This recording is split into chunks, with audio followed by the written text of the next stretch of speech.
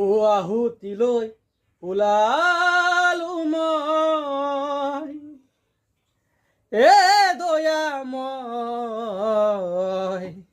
কিছু সময় আছো জীয়াই মই যজ্ঞৰ আহুতি হৈ মই যজ্ঞৰ আহুতি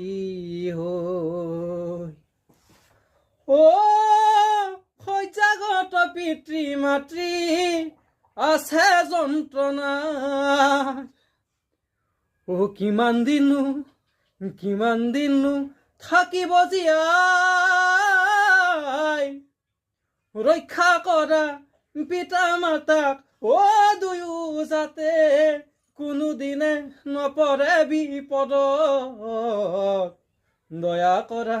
তুমি দয়াময় দয়া কৰা তুমি দয়াময়